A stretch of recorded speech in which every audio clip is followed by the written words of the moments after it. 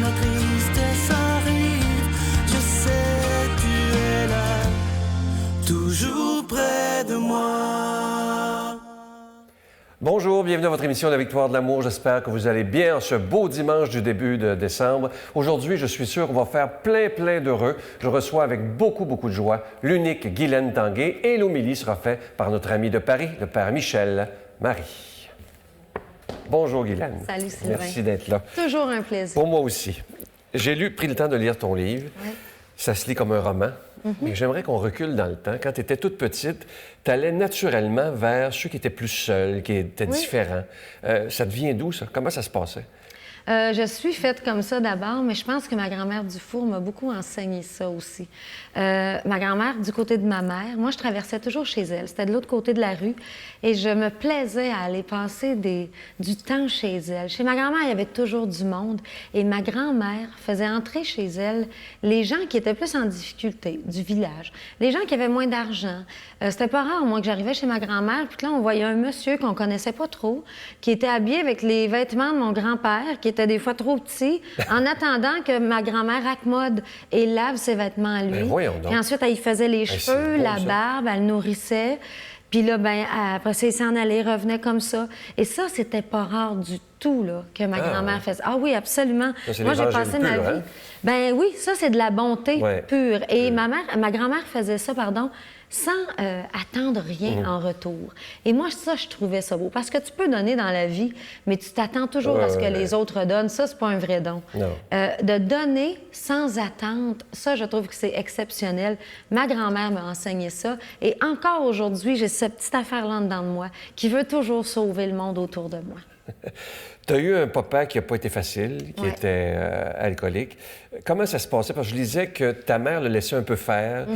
Comment ça se passait quand tu étais plus jeune? D'abord, c'est une époque, hein? On vivait au Lac-Saint-Jean, dans un petit village, et mon père buvait, oui. Quand il se mettait à boire, il se transformait, parce que mon père était très gentil. C'était un homme très dynamique, très travaillant. Et quand il se mettait à boire un peu, bien, ça se transformait en beaucoup. Et ensuite, bien, il devenait une autre personne. Il changeait complètement. C'était plus lui du tout. Et là, bien, il faisait des gaffes. Il faisait, au tout début, des petites choses. Et après ça, bien là, c'était de pire en pire. Et à un moment donné, bien, c'était dangereux même pour notre vie. Ah oui? Ah oui, absolument. Il faisait vraiment des choses très graves. Mon père, il a couru après nous là, avec une voiture à un moment donné pour nous frapper, les enfants et tout. Mais ça, là, je dis ça et j'ai comme deux images de mon père. J'ai mon père le gentil et mon père, cet homme-là qui était plus du tout mon père. Alors moi, ben cette époque-là, pour moi, c'est plein de souvenirs qui sont difficiles, mais en même temps, j'avais toujours le beau côté de mon père qui me ramenait à l'aimer puis à tout lui pardonner. Je disais qu'à l'adolescence, par contre, tu as eu un moment à cause de justement que ton père était alcoolique, tu croyais plus en rien, ni à la prière, ni au miracle. Et tu as même, ça m'a étonné, fait une tentative de suicide. Oui, j'étais tannée. J'étais tannée parce que moi, j'aidais tout le monde. Moi, j'étais là pour tout le monde. Je jouais un peu à la mère de famille. Et pourtant, personne ne m'aidait, moi. Puis à un moment donné, je me suis dit, bien, ça sert à quoi? J'essaie de changer les choses, j'essaie d'améliorer notre vie, mais je suis la seule à faire ça. Puis j'étais fatiguée. Il y a beaucoup de choses qui reposaient sur mes épaules dans notre famille. Et puis j'étais aussi un peu le bouc émissaire de mon père, c'est-à-dire que moi, je le confrontais un peu et il aimait pas ça. Alors, ben moi, je subissais, pas physiquement, mais disons que moralement, mentalement, c'était très difficile. Puis j'aurais aimé que quelqu'un vienne à ma défense, que quelqu'un vienne m'aider, comme moi je le faisais pour toutes les autres pourtant. Puis ça arrivait jamais. Alors à un moment donné, j'avais plus d'énergie, j'étais vide complètement. Puis je me suis dit, si j'essaie d'expliquer ça, ben je vais donner une charge d'émotions peut-être trop négatives à ma mère justement. Alors je me suis dit, le plus simple, c'est que moi je ne sois plus là. Comme ça, ben eux autres vont continuer leur vie. Puis moi, ben j'aurai peut-être une autre vie qui sera plus facile en haut. C'est quoi ton secret? Parce que je fais quelques fois que je te rencontre, et je vois devant moi une femme équilibrée, une femme heureuse. Qu'est-ce qui fait que malgré ce que tu as vécu adolescente, tu es la femme solide qu'on voit aujourd'hui? Ça vient d'où, ça? Parce que ça vient dans quelque part. Oui, cette force-là, encore là, c'est drôle à dire, ma grand-mère Dufour, toujours. Ah oui? Oui, Ah, ma les grand-mère, grands- c'était les grands-mamans, c'est tellement important. c'est un exemple. Hein? Ouais. Et moi, ma grand-mère, dans ma tête, à moi, c'était une sainte. Hein? Et puis quand j'allais chez eux, puis je la voyais faire, bien, je la trouvais forte. Il n'y avait pas beaucoup d'argent. Pourtant, ça paraissait pas. Ma grand-mère travaillait jour et nuit à raccommoder, à faire à manger. Elle aidait tout le monde, tout ça. Alors, moi, cette force-là, je pense que j'ai été puiser ça dans ma grand-mère, mais aussi ma mère. Parce que ma mère, elle pense qu'elle est faible, elle pense qu'elle a peut-être mal géré notre vie à une certaine époque, mais pour avoir enduré tout ce qu'elle a enduré, c'est encore une femme qui est très lumineuse. C'est une femme qui a encore beaucoup de joie en dedans d'elle et à donner aussi beaucoup d'amour. Mais je pense que ma mère, elle est très forte. Alors ça aussi, je tiens ça d'elle. Est-ce que tu l'as effleuré un peu tantôt, malgré tout ce qui s'est passé avec ton père, est-ce que tu as réussi à pardonner sincèrement à cet homme-là, qui souffrait Absolument. finalement? Oui, mon père était malade. Je le dis dans ma vie, je le dis dans mon livre. Mon plus grand regret, c'est de ne pas avoir été capable de le rendre heureux. J'aurais aimé ça qu'il soit heureux, mais j'étais beaucoup trop petite. Je pouvais pas avoir tout ce travail-là à faire moi-même. Il fallait qu'il le fasse aussi. Mais mon père, pour moi, ben c'était une personne qui était unique. Et pour moi, le respect des gens, c'est très important. Mon père était mon père. Et à ce niveau-là, j'ai toujours eu, j'appelle ça un petit bouton reset, c'est drôle. Un reset, on remet ça à zéro. Et moi, ben peu importe ce qui se passait chez moi, peu importe ce que mon père faisait de pas beau, ben moi, je pesais sur ce petit bouton-là et je remettais tout à zéro. À chaque moment, j'attendais jamais. Ça, je le faisais dans ma tête, je le faisais dans mon cœur. Et pour être capable de bien vivre, parce que moi, j'aime la vie, j'aime le monde, j'aime ça être heureuse. Et je me disais, ben pour ça, il faut pardonner. Il faut pardonner, mais sincèrement et profondément. Faut pas juste On fait ça dire... comment pour Guylaine Tanguay? Bien, le pardon, pour moi, c'est d'abord d'accepter la personne comme elle est. C'est-à-dire que moi, je voyais mon père malheureux, avec ses petits travers, et je me disais, bien, il est comme ça. Son vécu, je ne sais pas d'où ça vient. J'aurais aimé qu'il me le dise, j'aurais pu l'aider, mais à cette époque-là, ça se passait pas comme ça. Alors, bien, moi, mon père, je l'aimais comme il était. Et pour moi, ça, c'est déjà une façon de dire à quelqu'un, je te pardonne. Je veux pas te changer parce que toi, tu n'es pas prêt à changer. Je vais essayer d'accepter comment t'es. On va essayer de vivre avec ça. Évidemment que j'aurais aimé qu'il soit différent. Mais le pardon, je pense que ça part de là. On ne veut pas juger et on ne veut pas changer la personne. Il faut d'abord accepter comment elle est et ensuite, le pardon vient plus facilement. Et ton père est décédé d'une façon tragique. Oui. Mon père avait 47 ans. Un soir, on a eu... oui, c'est très, très jeune. Ça, c'est moi l'année prochaine. C'est très, très jeune. Et on a eu un appel un soir. Ma mère m'a téléphoné pour me dire ton père a eu un accident parce qu'il était camionneur. Il travaillait à Parent. Et puis, elle m'a dit on va avoir des nouvelles bientôt. Ils vont nous retéléphoner. Et là, ben, les téléphones se sont suivis un après l'autre. Et là, elle m'a dit ben, c'est un grave accident. Je pense qu'il est décédé. Et moi, elle m'a dit, on va l'amener à La Tuque, c'est l'hôpital le plus près. Alors, si tu peux partir pour aller le voir. Et après ça, elle m'a dit, ben ça donne rien que tu fasses ça aussi vite. Il paraît qu'on pourra même pas l'identifier parce que le camion a pris en feu et ton père est mort brûlé dans le camion. Alors, ça a été une fin assez tragique. C'est une fin qui est rapide aussi. Oh mon Dieu, je suis tellement pas bonne dans les années. J'ai à peu près 23 ans, quelque chose du genre, oui. Ma fille est toute jeune, ma première fille. Et moi, je me dis, bon, ben dans la vie, d'abord, j'ai confiance en la vie. Je me dis, quand on fait les choses pour les bonnes raisons, il nous arrive les bonnes choses. T'en es la preuve, d'ailleurs. Oui, je pense que oui. Merci de me le dire. Oui, je pense que oui. Et à ce moment-là, je me suis dit, mon père, il n'était pas heureux. Je le savais qu'il n'était pas heureux. Et je pense que plus ça avançait, sa vie, moins il était heureux. Et il n'était pas capable de lui-même se pardonner à lui. C'est ça qui est le plus difficile. Oui, exactement. Alors, je pense que la vie s'est chargée, peut-être, de venir le chercher. Je ne sais pas si on peut dire ça comme ça, mais en tout cas, je pense que mon père, aujourd'hui, c'est malheureux. On l'a plus avec nous, mais je pense que pour lui, il est plus heureux. Oui, enfin libéré. Je pense que oui. Oui, absolument. Et un jour, ton père a fait un geste qui est beau, je trouve. Ça prend beaucoup d'humilité. Il l'a sûrement fait à jeun. Un jour, il t'a téléphoné pour te demander si tu avais déjà agressé. Ça prend un courage inimaginable pour faire ça. Oui, puis ça prend un courage inimaginable. Et c'est vrai que dans ce temps-là, mon père ne buvait plus. Et ça prend un courage, mais il faut aussi être vraiment dans le plus bas fond. Parce qu'imagine, tu appelles ta fille et tu t'en souviens pas. Les gens ont dit au village peut-être que... Et là, ils te demandent ça. Lui, Imagine la culpabilité qu'il vivait avant de te le demander. C'est épouvantable. Si ça durait depuis des années, tu sais, imagine quand il me voyait, qu'est-ce qu'il pensait. Et pourtant, ça n'est jamais arrivé. Et je lui ai dit, papa, c'est jamais arrivé. Et pendant que j'étais avec moi au téléphone, je veux juste te dire que vis ta vie, sois heureux. Je t'ai vraiment tout pardonné, sincèrement. Essaye d'être heureux. Et quelques temps après, mon père a eu son accident. Bien, au moins, tu as pu boucler la boucle en lui disant... Oui, je lui ai dit. Oui, absolument, je lui ai dit. Qu'il était pardonné. C'est très, très beau.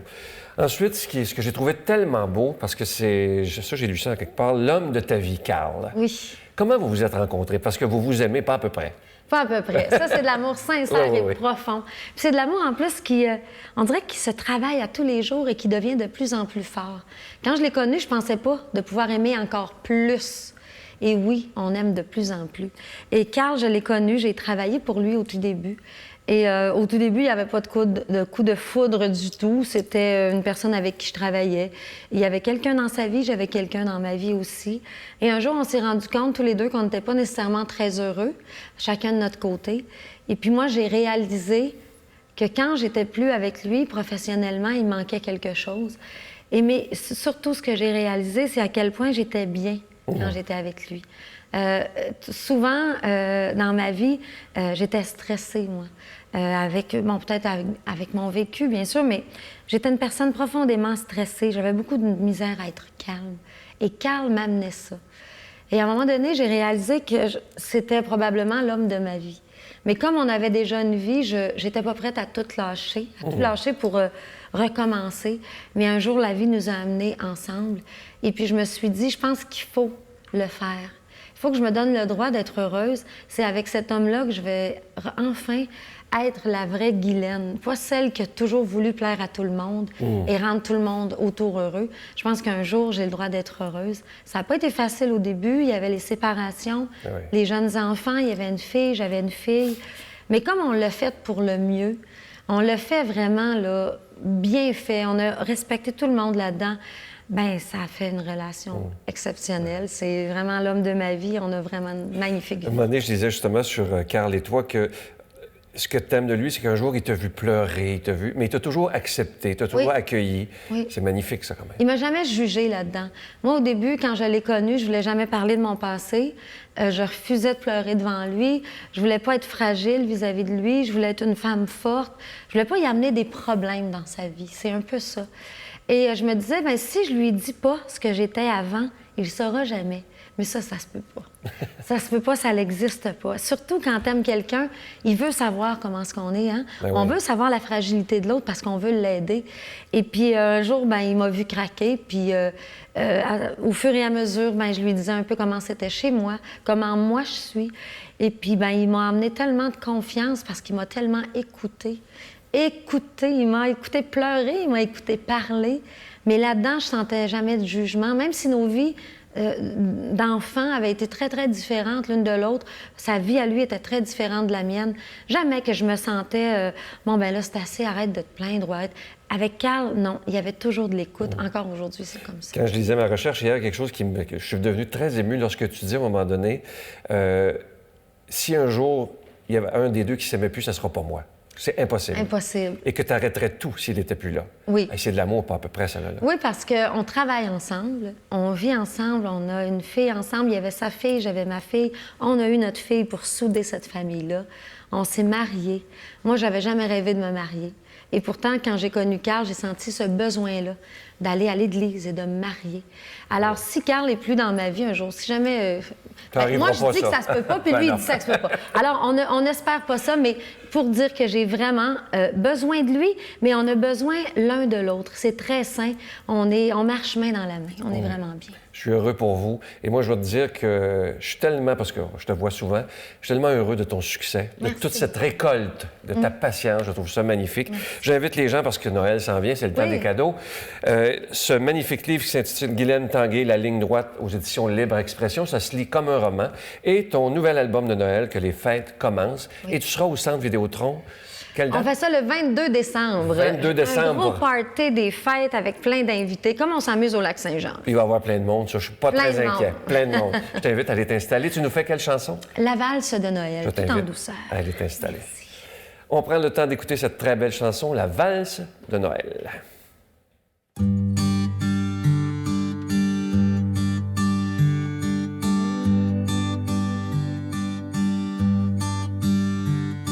C'est la valse de Noël qui tourne toujours.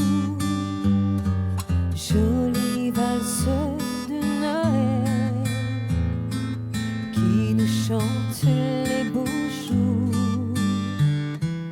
Rappelle-nous que ce soir, c'est fête dans tous les cœurs. Nos rêves et nos espoirs seront des jours de bonheur. Le sapin illumine jusqu'à l'aurore, jette son parfum si doux. Noël, les enfants qui crient joyeux devant leurs beaux jouets. Noël, la neige qui tourbillonne et qui danse dans l'air en retombant sur nous. Noël, et les carillons joyeux résonnent de tout son cœur. Noël.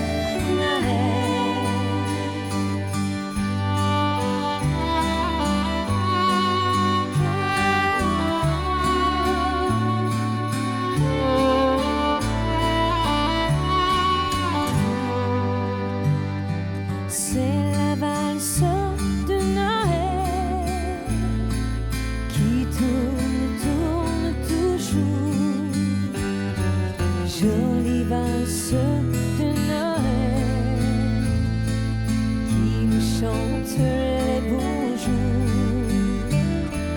Rappelle-nous que ce soir, c'est fête dans tous les cœurs. Nos rêves et nos espoirs seront des jours de bonheur. Le sapin illumine jusqu'à l'aurore, jette son parfum si doux. Noël, les enfants qui crient joyeux devant leurs beaux jouets. Noël, la neige qui tourbillonne et qui danse dans l'air en retombant sur nous. Noël, et les carillons joyeux résonnent de tout son cœur. Noël, c'est la valse de Noël qui tourne toujours. Jolie valse de Noël qui nous chante les beaux jours. Rappelle-nous que ce soir, c'est fête dans tous les cœurs. Nos rêves et nos espoirs seront des jours de bonheur. Seront des jours de bonheur. Notre Père qui es aux cieux, que ton nom soit sanctifié, que ton règne vienne, que ta volonté soit faite sur la terre comme au ciel. Donne-nous aujourd'hui notre pain de ce jour. Pardonne-nous nos offenses comme nous pardonnons à ceux qui nous ont offensés. Ne nous laisse pas entrer en tentation, mais délivre-nous du mal, car c'est à toi qu'appartient le règne, la puissance et la gloire pour les siècles des siècles. Amen. Sa berger, assemblons-nous, allons voir le Messie, nouvelle agréable, un sauveur enfant nous est né. Glory, glory, alléluia.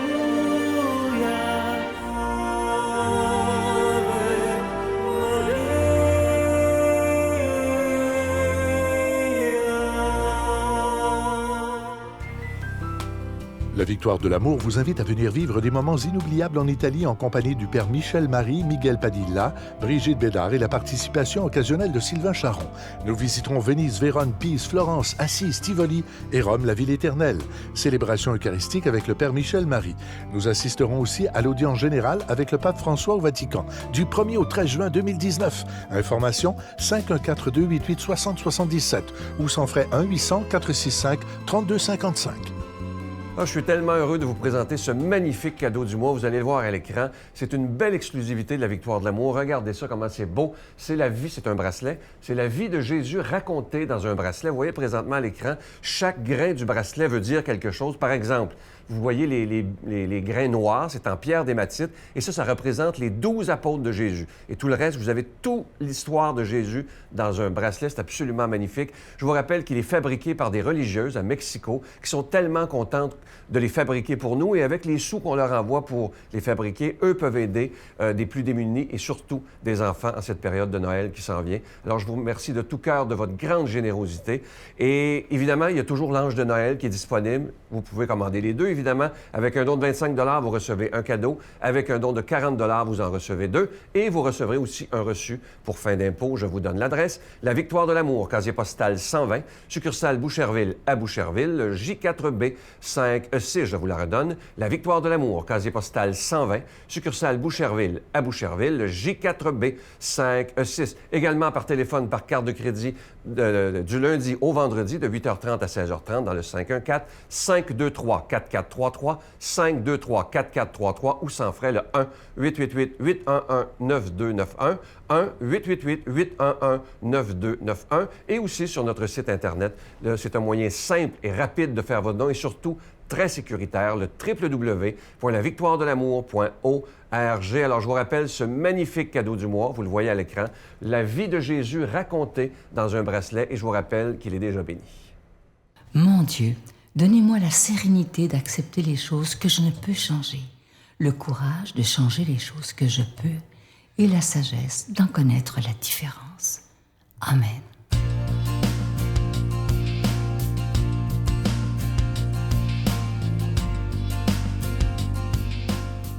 Bonjour à vous tous, amis du Québec et d'ailleurs. Je suis heureux, comme toujours, de partager cet évangile avec vous. Évangile de Jésus-Christ selon saint Luc. Jésus parlait à ses disciples de sa venue. Il y aura des signes dans le soleil, la lune et les étoiles. Sur terre, les nations seront affolées par le fracas de la mer et de la tempête. Les hommes mourront de peur dans la crainte des malheurs arrivant sur le monde, car les puissances des cieux seront ébranlées. Alors on verra le Fils de l'homme venir dans la nuée avec grande puissance et grande gloire.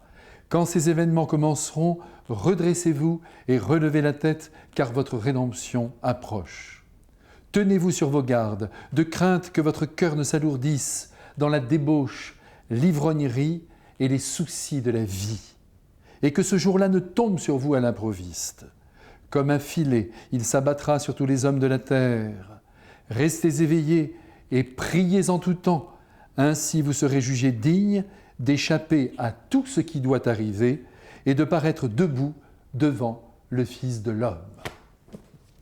Mes frères bien-aimés, nous voilà entrés dans le temps de l'Avent, un temps qui nous est offert par l'Église pour nous préparer par davantage de prières et d'actes d'amour à la grande fête de Noël qui devrait venir transformer une fois encore notre vie en la bonifiant au contact de l'enfant Dieu. En effet, dans quelques semaines, il sera dans nos bras, ce Jésus, et nous l'aurons sur les bras. Mais en attendant la crèche, les bergers, les mages et l'inimitable poésie de Noël, n'oublions pas que, par-delà cette commémoration liturgique qui nous ramène 2000 ans en arrière, nous célébrons aussi le retour du Christ, annoncé par lui-même. En effet, un jour, mais nous ne savons pas quand, Jésus reviendra ici-bas pour clore l'histoire humaine et inaugurer la terre nouvelle et les cieux nouveaux qu'il nous a promis. Ce retour ou cette venue, pour parler comme les théologiens, sera précédé, si on en croit le Christ, et il faut le croire, par des événements qui, dans l'ensemble, appartiendront à un registre douloureux. Décryptons-les, si vous le voulez bien, ces événements. Cela pourrait nous être utile le moment venu.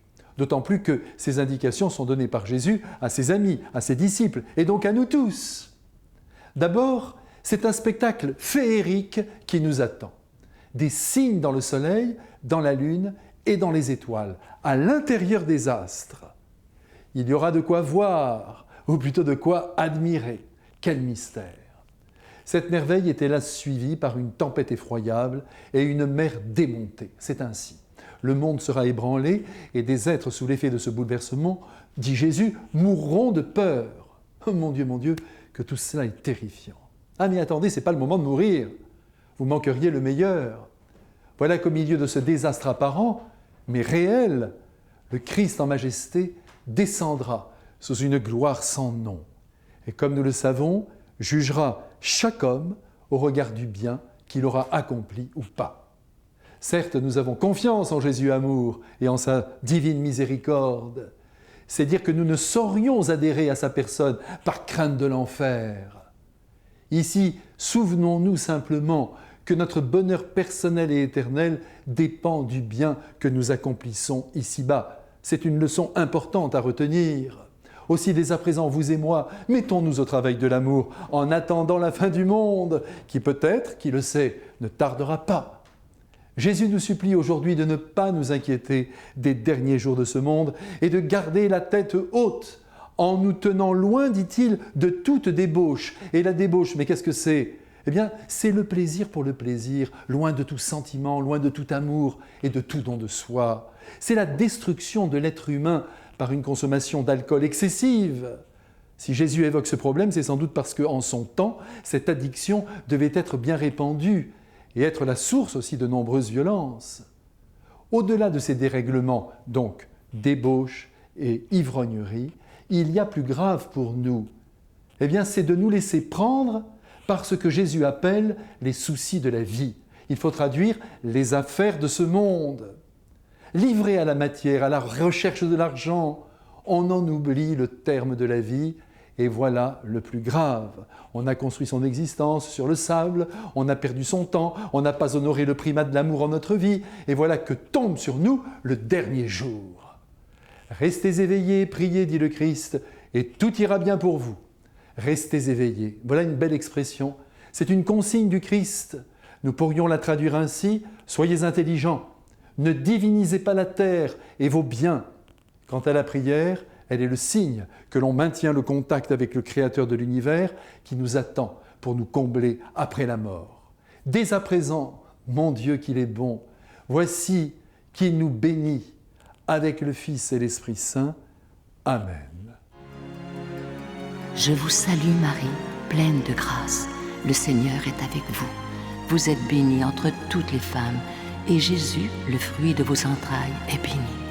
Sainte Marie, Mère de Dieu, priez pour nous pauvres pécheurs, maintenant et à l'heure de notre mort. Amen.